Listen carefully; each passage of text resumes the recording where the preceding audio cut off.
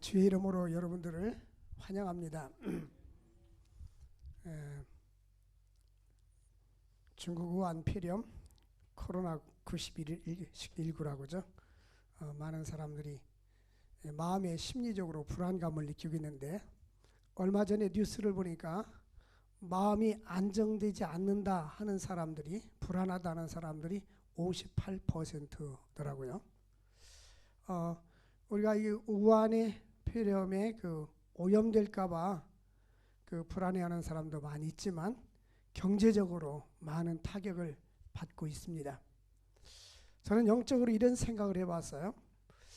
왜 우리나라가 이런 일을 당할까? 사실은 우리나라만 당한 것은 아닌데, 통계 숫자상으로 중국은 10분의 1도 안 되는 만큼 낮추고 조사도 제대로 하지 않고 노출을 시키지 않는데, 우리는 계속해서 실제적인 상황을 보고 하니까 외국에서 더 심한 것 같지만, 실제적으로 일본은 제대로 조사도 하지도 않고 연구도 하지 않고, 일본은 이 하계 올림픽에 이제 못하게 될까봐 굉장히 조심하는 거예요. 어쨌든 우리나라는 지금 대구 지역에 신천지로 인하여서 확산이 돼서 그렇지, 그것을 빼면 그리 심한 것은 아닙니다. 우리 서울에 보면 1000만 명이 모여 살고 있는데 99명이 확진자가 있다고 하거든요. 이 그룹에 한 명이 있었습니다. 우리 아파트 지역 안에 한 사람이 있었는데, 이 사람은 주소지가 부천입니다. 가이드 직업이 가이드인데, 성지순례 가이드하고 와서 집으로 가지 않고 자기 처남이 혼자 살으니까 처남 집에 와서 개봉동 현대아파트에서 2주 전에 머물러 있었습니다. 2주 지났어요. 근데 사람이 자기 몸이 이상이 있으니까 가서 조사해 봤더니 양성 반응이 있더라는 거예요. 같은 집에 거주했던 그 처남은 음성 반응이라 괜찮고요. 그래서 2주간이 지났습니다. 현재는 구로구에는 확진자가 없습니다. 그러니까 마스크는 쓰되 걱정하지 말고 사십시오. 그러나 구로구 경계를 넘어갈 때는 조심하십시오. 여기가 안전지대입니다. 이렇게 구로구 넘어갈 때 광명시 시민들은 조심하십시오. 광명시는 있습니다. 그래서 다리 건너갈 때는 내가 조심하고 건너갑니다. 어쨌든 우리나라가 영적으로 제가 볼 때는 이 교만이에요. 교만. 하나님이 이 백성들이 교만을 깨치는 거예요. 왜 교만하냐? 제가 선교지를 많이 다녀보잖아요.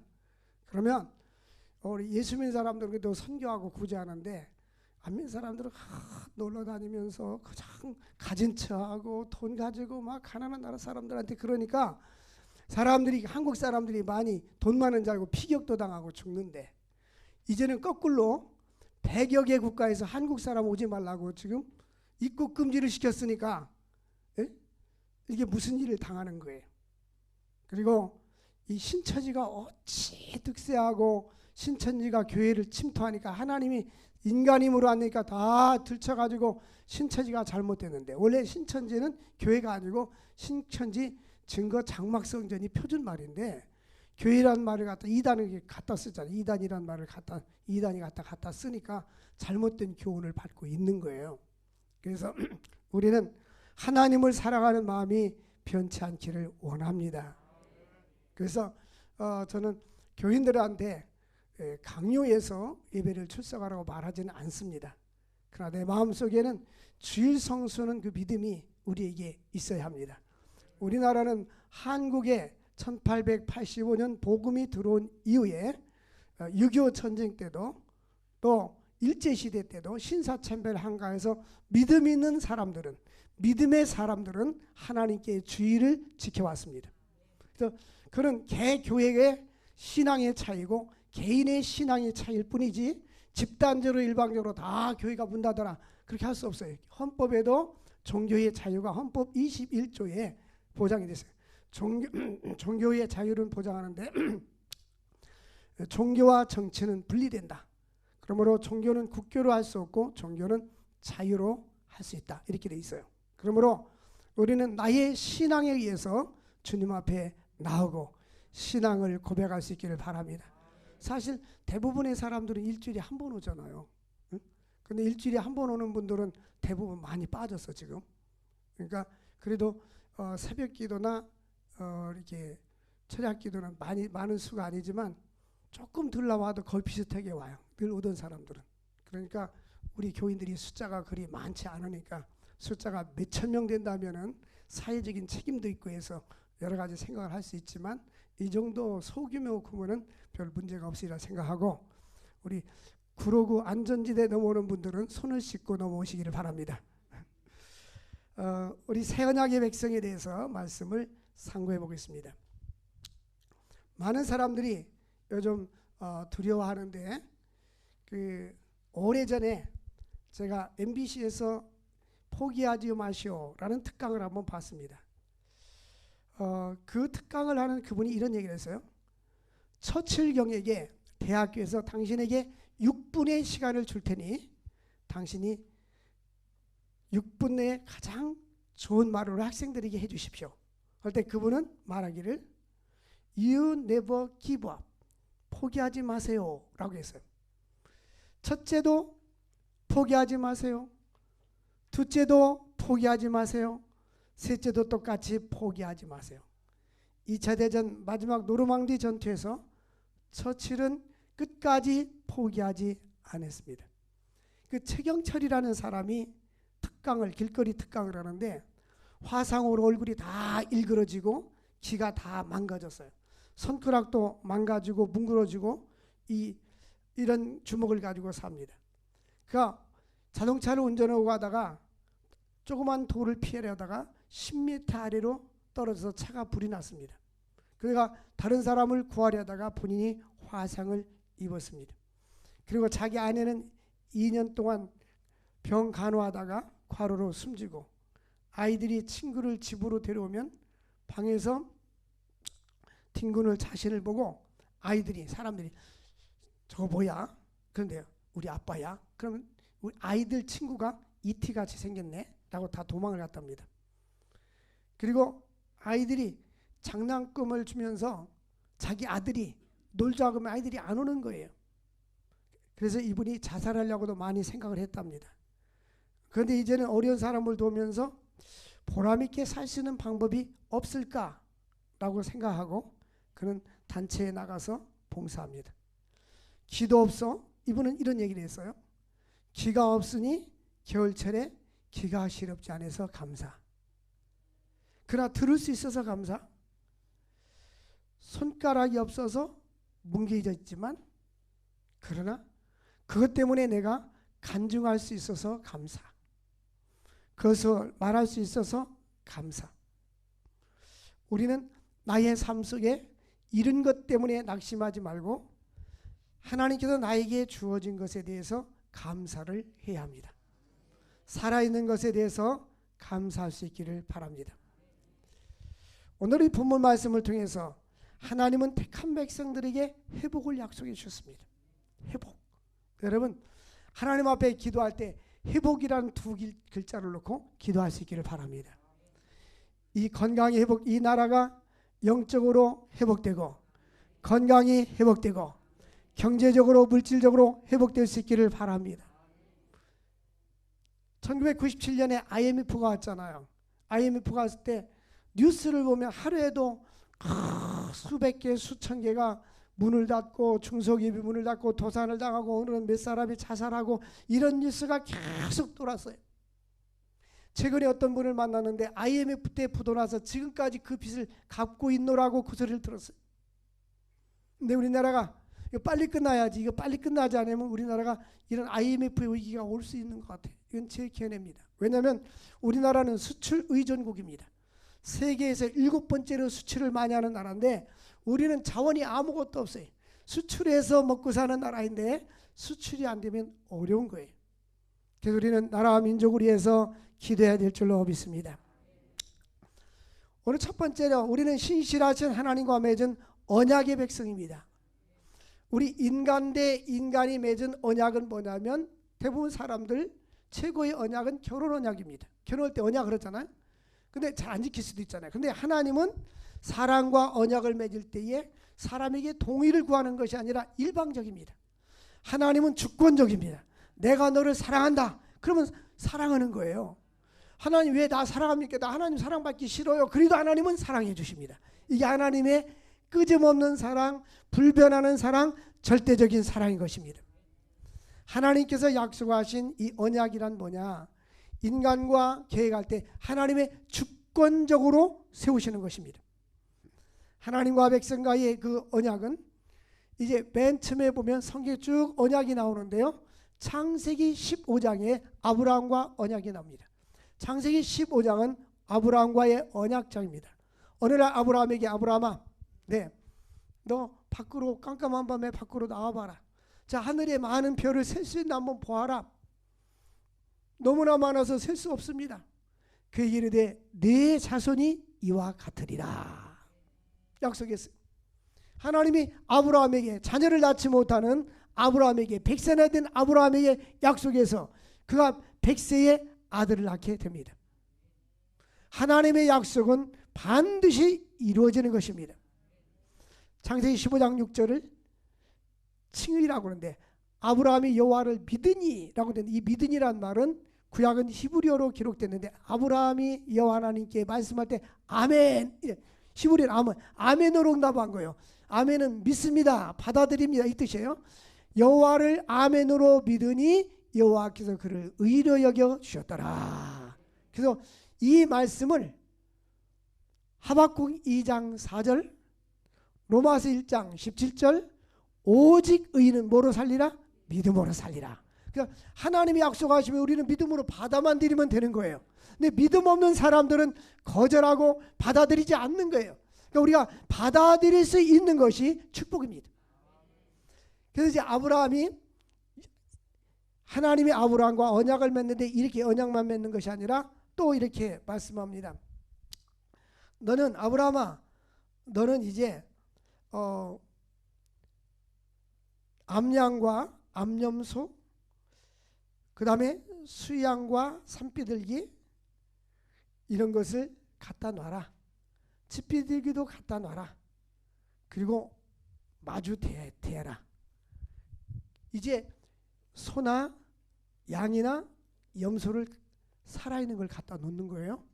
그리고 뭘 하냐면 산채로 잡습니다. 잡아서 절반을 쫙 갈라서 2등분으로 나눠 놓습니다. 이게 하나님이 구약시대 때 아브라함과 언약을 맺을 때 하는 이게 상징입니다. 상징. 성경에는 상징이 많아요. 어떤 상징이냐? 하나님과 인간이 언약을 맺는데 인간 편에서 지키면 살고 안 지키면 이것처럼 죽는다 이거예요. 그런데 거기에 보면 비둘기는 새는 쪼개지 아니했다라 그랬어요. 근데 다 쪼개야 맞는 거예요. 창세기 15장 9절 보면 이제 하나님께서 3년 된 암소, 3년 된 암염소, 3년 된 수양, 산비둘기, 집비둘기 새끼를 가져와라. 다 가져오는데 조그만 거는 안 쪼개서요. 다 쪼개야 돼요. 작다고 약속 안 지키면 안 돼요. 여러분 우리가 하나님 말씀에 순종할 때 작다고 안 지키면 안 돼요. 우리는 작은 거든 큰든 하나님의 언약에 지켜야 되는 거예요. 그래서 이거 별거 아니지 이것쯤이야 이 생각을 한 거예요. 근데 하나님께서 언약할 때 10절에 보니까 솔개가 날아왔어요. 솔개가 날아와가지고 아브라함이 모든 것을 가져다가 그 중간에 쪼개고 중간을 마주대어 놓고 그 새는 쪼개지 아니했는데 11절 보니까 솔개가 시체 위에 내릴 때에 날아다녔어. 이렇게 날아다녔어. 그리고 나서 하나님이 하시는 말씀이 너는 이방에서 객이 될 것이다.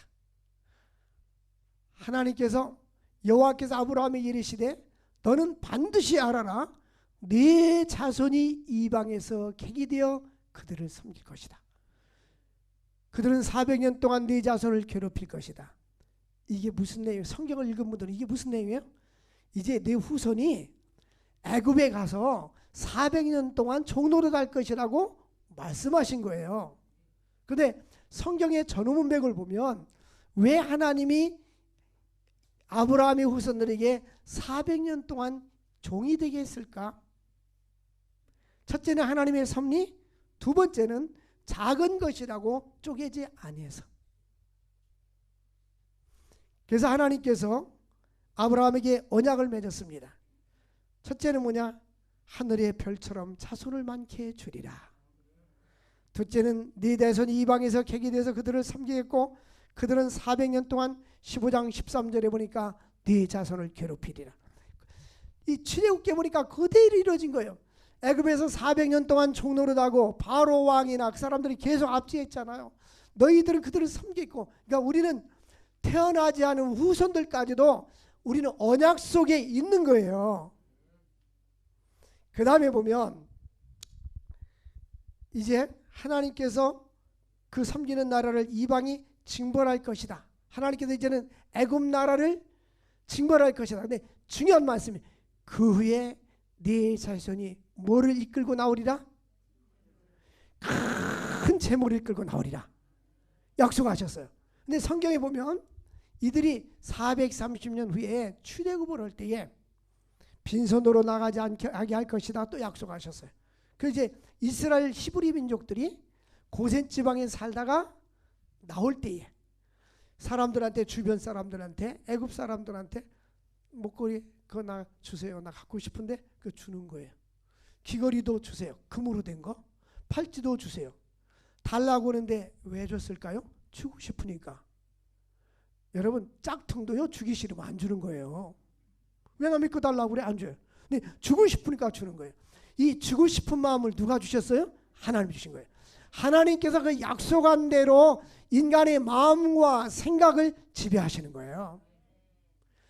여러분들에게도 이 약속의 말씀대로 우리가 원한다면 여기 성경 말씀 그들이 섬기는 나라는 내가 징벌할지며 그 위에 네 자손이 큰 재물을 이끌고 나오리라. 여러분 여러분 자손들도 큰 재물을 이끌고 나올 수 있기를 주의 이름으로 축복합니다. 하나님이 약속하셨어요. 아브라함에게 언약하신 거예요. 그러니까 하늘의 별처럼 영적인 후손들 또 육신적인 후손들을 이와 같이 많게 주리라. 그리고 큰 재물을 이끌고 나오게 해주리라 약속하셨어요.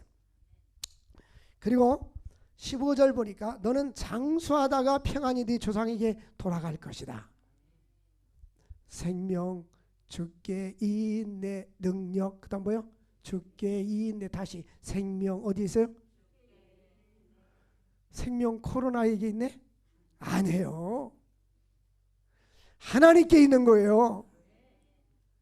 이 장수하다가 하나님께서 아브라함을 장수를 약속해 주셨어요. 하나님의 아브라함의 생명을 너는 네 생명 다할 때까지 내가 너를 지켜주었다가 네 조상에게 돌아가서 장사하게 할 것이다. 나는 전능하신 하나님을 믿습니다. 생명은 주께 있어요. 생명은 주께 있어요. 그리고 네 자손이 4달 만에 돌아오리라. 16절에 보니까 이제 4대 만에 돌아오리라. 옛날에는 100살, 200살 이렇게 살았잖아요. 아브라함도. 그러니까 4대는 이 한 대를 100년으로 계산해서 4대 만에 돌아올 것을 얘기했어요. 지금은 한 세대를 30년 잡습니다. 30년. 보통 30살 되면 결혼해서 아들 낳고 그렇게 중간. 근데 하나님의 약속이 그대로 1.1학도 변함없이 이루어지는 거예요. 지금 제가 말씀을 하고 있는 주제는 뭐냐면 하나님의 언약과 약속입니다. 하나님의 약속은 변하지 않는다 그 말이에요. 하나님의 약속은 나에게 변하지 않아요. 그래서 하나님께서 또 하나의 약속은 뭐냐면 18절 보니까 그날의 여호와께서 창세기 15장 18절에 아브라함과 언약을 세워서 내가 이 땅을 애굽 강가에서부터 큰 강 유브라데 때까지 네 자손에게 주리라 약속하셨어요. 성경에 보면 아브라함 다음에 노아의 언약이 있는데요. 이 노아는 홍수로 다 이 지구가 다 산까지 덮어가지고 노아 방주에 있는 식구 외에는 산 사람이 아무도 없어요. 그리고 이제 홍수가 다 그친 후에 40주야로 비가 내리고 땅에 새는 샘이 막 터져버린 거예요. 아무리 높은 산 꼭대기 삐뚤 올라가도 다 덮어버렸어요. 죽은 거예요. 숨쉬는 모든 건 다 죽었고 노아의 가족 식구 셈함, 야벳, 그 자부, 노아의 부부 8식구만 들어갔고, 그 다음에 정결한 짐승은 7쌍씩, 부정한 짐승은 2쌍씩 이렇게 방주에 집어넣었어요. 그리고 참 방주는 점점 또 올랐습니다. 이제는 시간이 흐름에 따라서 홍수가 그쳤을 때에 하나님께서 무지개를 딱 보여줬어요. 하나님이 보여주는 무지개는 뭐냐? 내가 다시는 물로 심판하지 아니하리라. 이제는 불로 심판입니다. 다음에는. 그래서 소돔과 고모라 성이 불로 심판받았죠. 하나님의 언약은 반드시 이루어지는 거예요. 노아의 언약, 모세와의 언약은 시내산에서 십계명을 주었어요.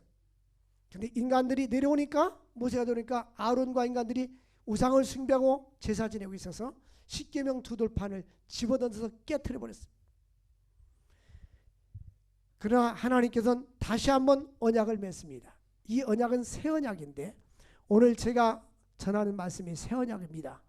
에레미야에게 새 언약을 약속했고, 이 새 언약이 이제 예수 그리스도께서 이 땅에 오시면서 완전히 성취가 되는 것입니다.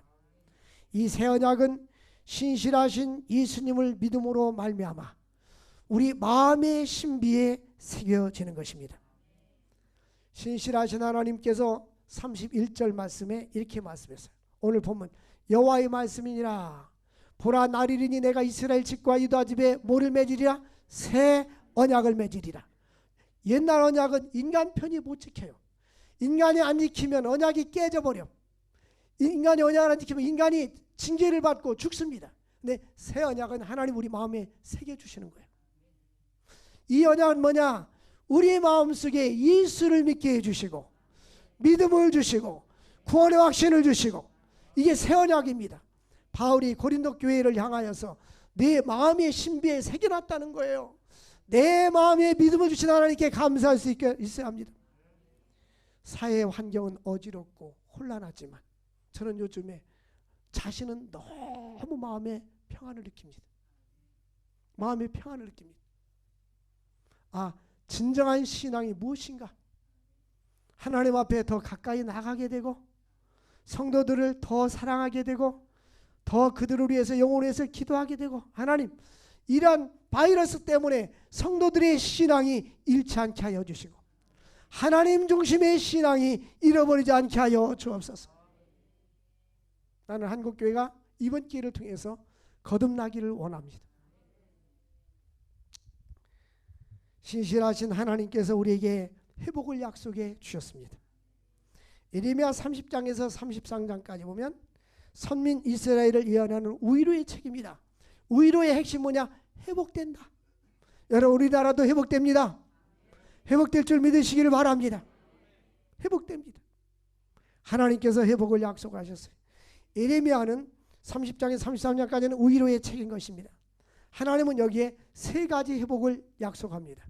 이스라엘은 우리나라처럼 반으로 나눠져서 북쪽 이스라엘, 남쪽 유다.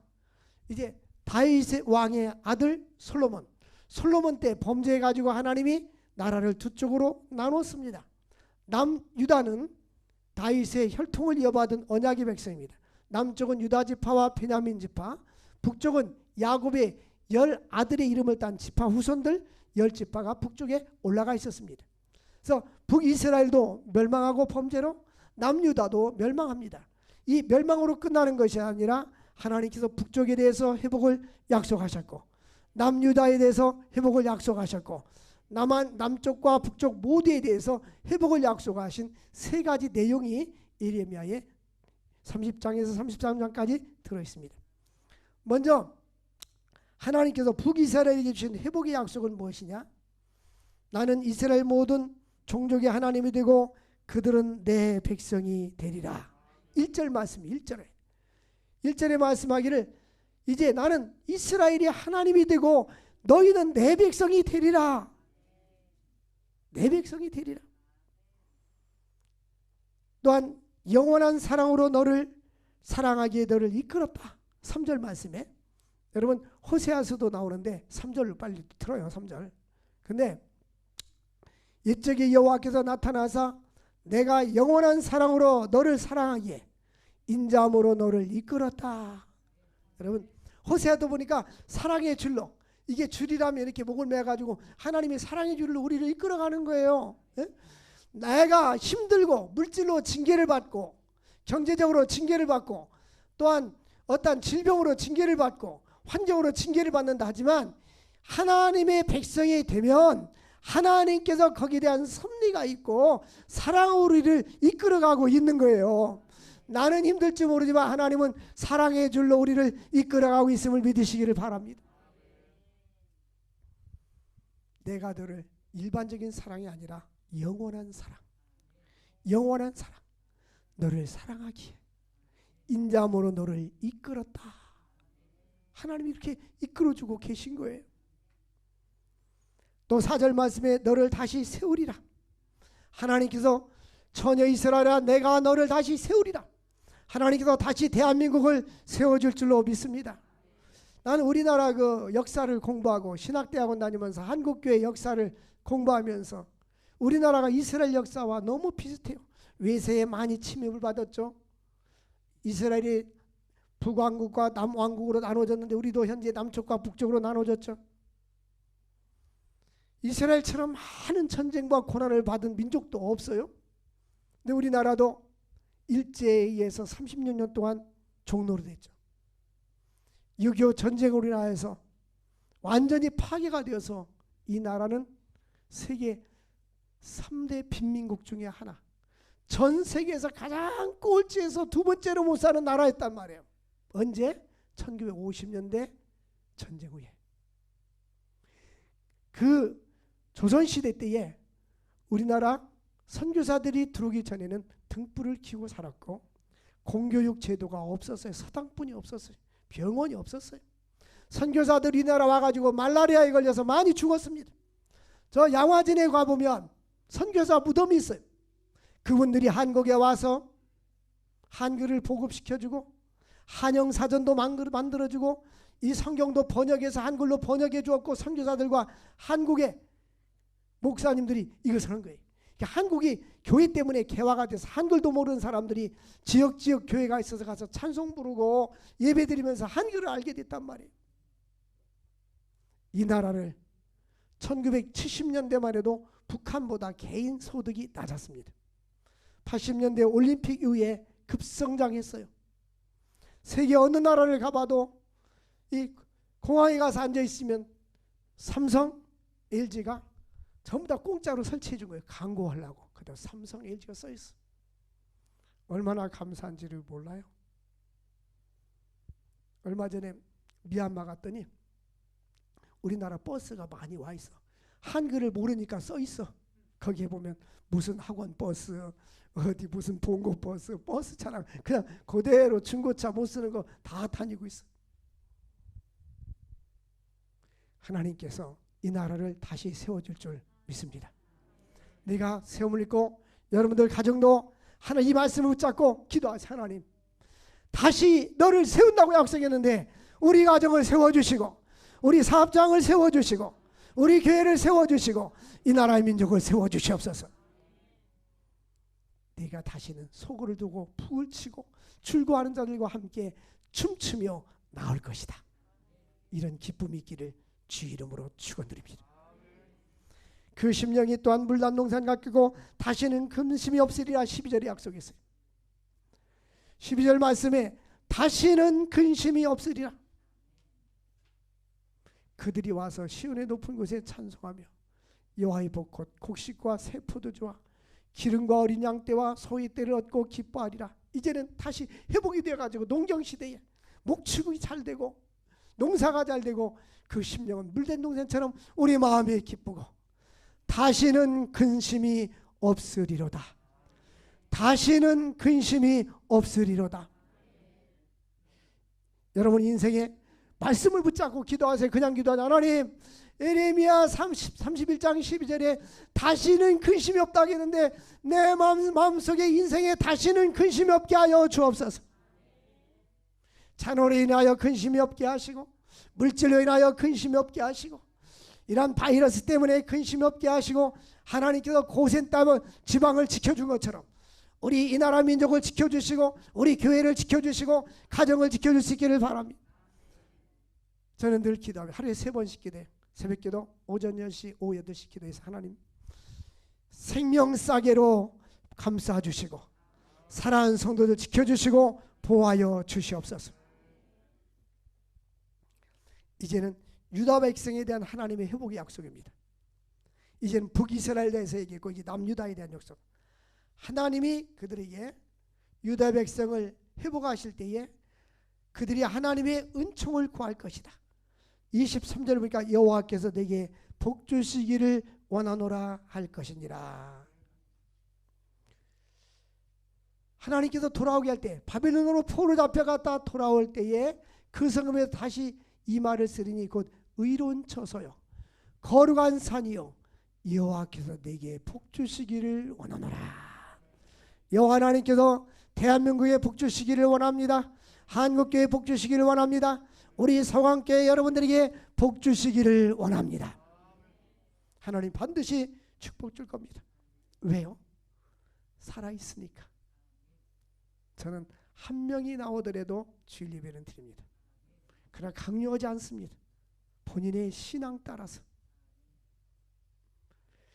여러분 또한 하나님께서 예레미야 31장 25절에 하나님께서 그들의 피곤한 심령을 상쾌하게 하며 그 모든 연약한 심령을 만족케 하리라. 자, 북이스라엘과 남유다에 똑같이 약속한 그 회복 중에 하나가 뭐냐면 마음의 심령의 회복입니다. 사람들이 어려운 일을 당하면 마음이 힘들잖아요. 하나님께서 심령을 상쾌하고 기쁘게 하고 연약한 심령을 만족해 준다고 했어요. 기쁘고 기쁘도다. 그 다음 뭐요? 요즘 아니죠? 가끔 기쁘도다. 그렇죠? 여러분 하나님께서 우리 마음을 상쾌하게 해준다. 나는 위기는 기회다. 우리가 IMF 때 우리 교회를 졌거든요. 다시 교회를 질라니까 또 코로나 위기가 또 오네. 아, 우리는 위기와 어떤 관계가 있는 것 같아. 바람 불 때 연날리는 거예요. 그래서 IMF 때는 물가가 얼마나 싼지 현금을 가지고 그냥 벽돌도 엄청 싸게 사고 인건비도 싸고 그랬어요. 여러분 위기 때문에 침체되지 마시기를 바랍니다. 여러분의 푸근한 심령이 상쾌하게 되고 연약한 심령이 주의 이름으로 만족되기를 축원드립니다. 또한 그들에게 평화와 번영이 누리게 될 것을 약속했습니다. 우리 대한민국에 평화와 번영이 있기를 원합니다. 여러분 우리 기독교인들이 기도하지 않으면 누가 기도합니까? 나라 민족을 위해서 기도해야 됩니다. 지금은 기도할 때입니다. 우리는요 전능하신 하나님께 성경을 볼 때 올라가 보면 이 세상 모든 건 하나님의 주권 속에 있어요. 다윗이 범죄하니까 다윗을 불렀어요. 인구조사하고 교만에 불렀어요. 옵션 3가지 중에 하나 주겠다. 3년 동안 대적에게 쫓겨다닐래? 3년 동안 기근을 당할래? 3개월 동안 대적에게 쫓겨다닐래? 3일 동안 전염병 온역으로 고통당할래? 그러니까 짧은 거 선택했어요. 7만 명이 돌림병으로 3일 만에 죽은 거예요. 모든 것은 하나님의 주권 속에 있습니다. 그래서 하나님은 결국 남과 북의 그러한 그 전체적인 약속이 또 있습니다. 하나는 장차 회복의 약속인데 북이스라엘과 남유다가 완전히 회복될 것이다. 또 하나님께서 과거에 이스라엘과 맺은 언약은 폐하해지지만 장차 새 언약을 세울 것이다. 하나님께서 신실한 보증을 해주면서 하나님께서 예루살렘 재건과 안정을 보장해 줬습니다. 성이 재건될 것이다. 세 번째로 신실한 하나님께서 약속하신 새 언약을 믿고 확신할 수 있기를 바랍니다. 하나님께서 31절에 새 언약을 세우시고 32절에 이렇게 말씀합니다. 이 언약은 내가 그 조상들이 손을 잡고 애굽 땅에서 인도내던 날에 맺은 것과 같이 아니할 것은, 이게 구약시대 때 아브라함과 출애굽 시대 때 맺은 언약은 인간이 안 지켰어. 인간은 이렇게 해라, 그럼 이렇게 축복을 줄게, 이게 언약이거든요. 근데 인간이 못 지킨 거예요. 그래서 하나님은 그 방법을 쓰지 않고 나는 그들의 남편이 되었어도, 하나님이 누구에 대해서요? 남편이 되었어도 그들의 언약을 깨뜨렸다. 그래서 하나님께서 33절에 이제 새 언약을 맺습니다. 이 새 언약은 뭐냐면 그날 후에 내가 이스라엘 집과 맺은 언약은 이러하니 곧 이 이스라엘은 북이스라엘과 남유다 전체를 말합니다. 또 택함 받은 백성들, 또 앞으로 태어날 백성들, 신약의 성도들, 모든 백성들에게 오늘 우리에게도 맺은 이 언약이 새 언약입니다. 내가 나의 법을 그들 속에 두고 우리 마음속에 새겨주는 거예요. 인간이 못 지키니까 마음속에 새겨주는 거예요. 예수가 그리스도이시고 하나님의 아버지가 되어주시고 우리 하나님의 백성이 된 것을 마음속에 새겨줬어요. 얼마나 감사해요. 예수를 믿는다는 것은 내가 믿는 게 아니라 너희가 나를 택한 것이 아니요 내가 너를 택하여 세웠다. 하나님이 우리에게 찾아와 주시고 믿음 주시고 내 마음에 믿음의 법을 새겨주신 거예요. 너무너무 감사한 거예요. 그들은 나의 마음속에 기록하여서 나는 그들의 하나님이 되고 그들은 나의 백성이 될 것이다. 여러분, 하나님이 우리 아버지가 되고 하나님이 되어주시는 거예요. 그러면 그 하나님이 우리를 책임진다. 하나님을 모르는 자들은 이 말씀이 언약이 아닙니다. 그들에게는 언약 준 거 아니고 하나님의 택함 받은 백성, 하나님을 믿는 우리에게 주신 언약인 거예요. 이 언약의 축복을 누릴 수 있기를 바랍니다. 인간이 언약을 깨뜨렸을 때 히브리서 9장 22절 보니까 피 흘림이 없이는 사함이 없다. 그래서 예수는 그리스도의 보혈의 피로 우리를 구원해 주시고 언약을 맺으시고 죄를 용서해 주었습니다. 나는 내가 지은 죄를 기억하고 있지만 주님은 기억도 하지 않습니다. 예수님의 이름으로 제사함을 받으면 죄를 자백하고 고백하면 용서를 받게 되는 것입니다. 그러므로 언약의 핵심은 나는 그들의 하나님이 되고 그들은 내 백성이 될 것이다. 요한복음 1장 12절에 영접하는 자 곧 그 이름을 믿는 자에게는 하나님의 자녀가 되는 권세를 준다고 했어요. 우리가 하나님의 자녀가 되었습니다. 하나님을 아버지로 모시고 삽니다. 얼마나 좋아요. 그죠? 하나님은 실패하지도 않고 부여하신 분이세요. 누가 신천지 이만희를 부러워할 사람이 누가 있어요? 신천지가 5천억 재산을 갖고 있다고 그러는데 못된 짓을 너무 많이 했죠. 우리는 높으신 하나님을 섬기고 하나님의 자녀가 됐음을 감사할 수 있기를 바랍니다. 하나님께서 우리에게 약속합니다. 로마서 8장 1절에 그리스도 예수 안에는 결코 정죄함이 없다. 그리고 34절 에레미야 31장 34절 하반절에 보니까 하나님께서 그들의 악행을 사하고 다시는 그들의 죄를 기억하지 아니하리라. 하나님은 나의 잘못을 용서해주고 나의 죄를 기억하지도 않는다고 약속해 주었습니다. 여호와 하나님을 의지하고 살 수 있기를 바랍니다. 난 이 말씀을 준비하면서 하나님 너무너무 감사합니다. 내 마음속에 송영식 목사 마음속에 새 언약의 말씀을 새겨줘서 하나님이 믿어지고 예수님이 믿어지고 약속이 믿어지고 죽으면 천국에 갈 수 있다는 확신이 믿어지니 너무너무 감사한 거예요. 여러분들 이 새 언약의 말씀이 마음속에 깊이 새겨지고 창세기부터 요한계시록까지는 하나님의 약속으로 가득 차 있습니다. 그 약속의 말씀이 저와 여러분의 것이 될 수 있기를 주의 이름으로 축복합니다. 기도하겠습니다. 하나님 아버지 감사합니다. 오늘도 새 언약의 말씀을 주셔서 나는 너의 하나님이 되고 너는 내 백성이 된다고 말씀해 주었습니다. 우리에게 하나님은 오늘도 회복을 약속해 줬습니다. 사랑하는 성도들 영적으로 회복되게 하시고 믿음이 회복되게 하여 주옵소서. 물질적으로 회복되게 하여 주옵소서. 하나님 아버지 가난한 자들을 부하게 하시고 모든 부채를 갚을 수 있는 능력도 허락하여 주시옵소서. 하나님 육체는 질병 있는 모든 자 회복시켜 주셔서 강건하게 하여 주옵소서. 인간관계도 회복되게 하여 주옵소서. 인생의 모든 삶이 회복될 수 있는 은혜와 축복을 나리워 주시옵소서. 주 예수님의 이름으로 기도 올리옵나이다. 아멘.